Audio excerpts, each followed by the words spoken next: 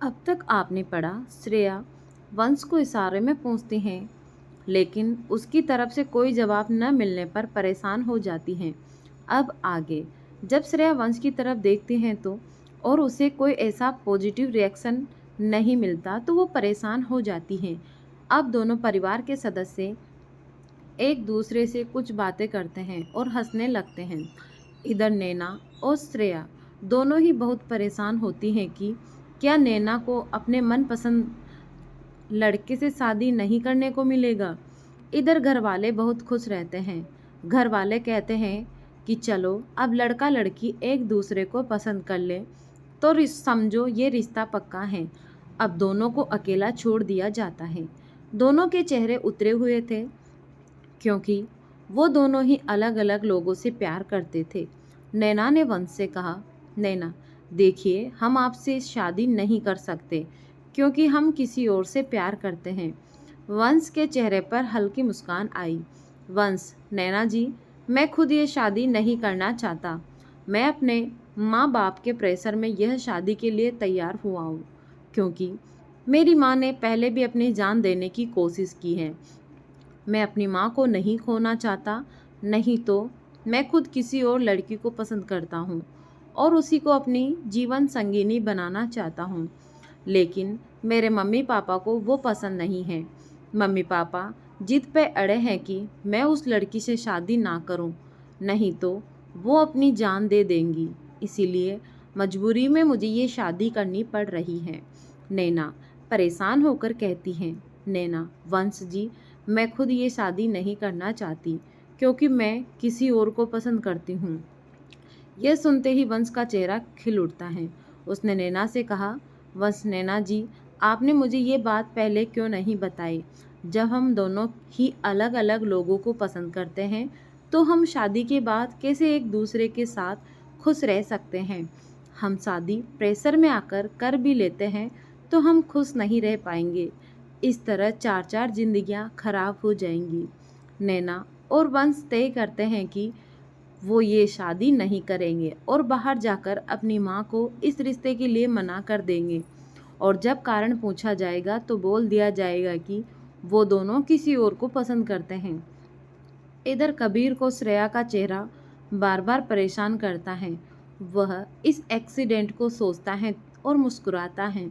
शायद कबीर को श्रेया से प्यार हो गया था, तभी उस दिन से श्रेया का ख्याल कबीर को परेशान करने लगा। वो रोज़ श्रेया का नंबर अपने फ़ोन की स्क्रीन पर लिखता और मिटाता। इधर वंश और नैना बाहर जाकर इस रिश्ते को मना कर देते हैं। श्रेया घबराई हुई थी कि क्या होगा अब। जब परिवार के सदस्य वजह पूछते हैं तो वंश कहता है कि मुझे यह लड़की पसंद नहीं है। नैना की माँ नैना से पूछती है, नैना की माँ, क्या हुआ, ये लड़का ऐसा क्यों बोल रहा है। नैना, श्रेया और उसकी माँ थोड़ा किनारे हटके बात करते हैं। नैना बोलती है, नैना माँ, मुझे शादी नहीं करनी, और रोने लगती हैं। तब उसकी माँ पूछती हैं, नैना की माँ, क्या बात है। नैना रोती हुई कहती हैं। तब श्रेया कहती हैं, श्रेया आंटी जी, मैं बताती हूँ। दरअसल नैना दी किसी और को पसंद करती हैं और उसी से शादी करना चाहती हैं। वो लड़का बहुत अच्छा और वेल सेटल्ड है, छोटा परिवार है। नैना दी बहुत खुश रहेगी। और एक बात आंटी जी, आप जिस लड़के से शादी करवाने जा रही हैं वो किसी और लड़की से प्यार करता है, तो क्या आप चाहेंगी कि नैना दी को अपने हक का प्यार न मिले। इस तरह वो खुश नहीं रह पाएंगी। नैना की माँ थोड़ी देर चुप रहती हैं और फिर नैना को गले से लगा लेती हैं और कहती हैं, नैना की माँ, बेटी, ऐसी बात थी तो पहले क्यों नहीं बताया। ये सब नहीं होता। श्रेया आंटी जी, दी बताना चाहती थी लेकिन अंकल जी की वजह से चुप थी। अब तीनों बाहर जाते हैं तो नैना के पापा को माँ इशारे से अंदर बुलाती हैं और उनको सारी बातें बताती हैं। जब उनके पापा जानते हैं कि उनकी बेटी किसी और को पसंद करती हैं तो पहले गुस्सा होते हैं, लेकिन उनकी माँ के समझाने के बाद समझ आया और तय करते हैं कि बच्चों की खुशी जिसमें हो वही करना चाहिए, क्योंकि हम शादी अपनी तरफ से करवा देंगे और बच्चे खुश नहीं रहेंगे तो क्या फ़ायदा। आगे चलकर ऐसे ही रिश्ता सफल नहीं होते और तलाक का कारण बन जाता है। तभी वो दोनों बाहर आकर लड़के वालों से माफ़ी मांगते हैं कि हम ये रिश्ता नहीं कर सकते, और उनको भी समझाते हैं कि बच्चों की खुशी में अगर हम अपनी खुशी ढूंढेंगे तो परिवार में खुशी रहेगी। वंश की माँ को भी एहसास होता है कि वो गलत कर रही है अपने बेटे के साथ। वो भी वंश की शादी इशिता के साथ कराने के लिए तैयार हो जाती हैं। तभी लड़के वाले खुशी खुशी वहाँ से विदा लेते हैं और अपने घर चले जाते हैं। इधर नैना के माँ पापा पूछते हैं कि वह लड़का कौन है। नैना बताते हैं कि वो KKR कंपनी का मालिक है। उसका नाम रिहान है। उसके मम्मी पापा उस लड़के को अपने घर बुलाते हैं। रिहान जो बाहर गया था किसी काम से, वो वापस आता है।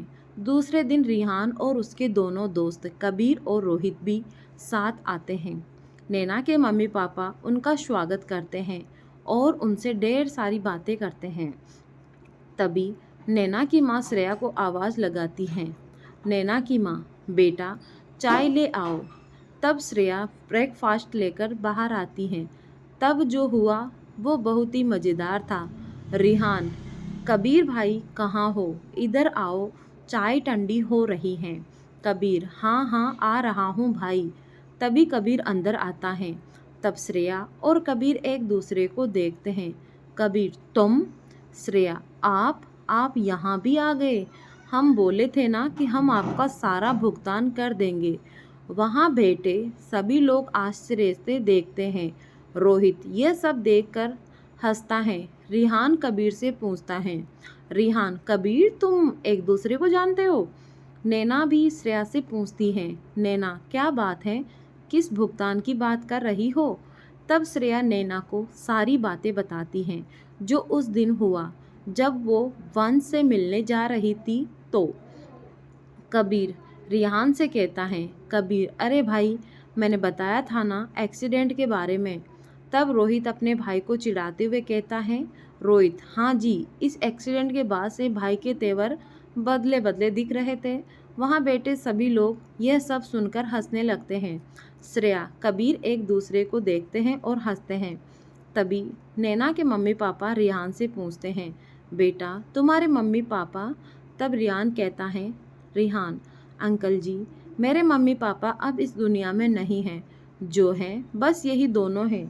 रिहान कबीर और रोहित की तरफ इशारा करते हुए बोला। नैना के मम्मी पापा, अच्छा सॉरी बेटा। रिहान, अरे कोई बात नहीं अंकल, इट्स ओके। नैना के मम्मी पापा ने नैना और रिहान का रिश्ता पक्का करते हुए बोला। नैना के मम्मी पापा, चलो बेटा अब तुम हमारे दामाद हुए। इधर कबीर चुपके चुपके श्रेया को देखे जा रहा था। वो कबीर खुराना जिस पर हजारों लड़कियां फिदा थी, वो आज अपना दिल एक लड़की को दे बैठे जिसका नाम श्रेया था।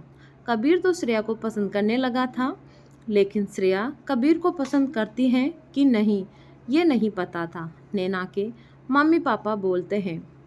कबीर और रोहित भी पाँव छूते हैं और घर से बाहर जाने लगते हैं। उन लोगों को छोड़ने श्रेया, नैना और उनके मम्मी पापा भी बाहर तक आते हैं। कबीर जाते जाते श्रेया के पास आकर बोलता है, कबीर भूलना मत, प्रॉमिस पेमेंट पेंडिंग है, और ये कहकर गाड़ी में बैठ जाता है। श्रेया नैना का यह रिश्ता होने से बचा पाएगी या नहीं, ये सब जानने के लिए कहानी का अगला भाग जरूर पढ़ें। साथ ही इस कहानी का सबसे अच्छा मोमेंट कमेंट में ज़रूर बताएं। धन्यवाद।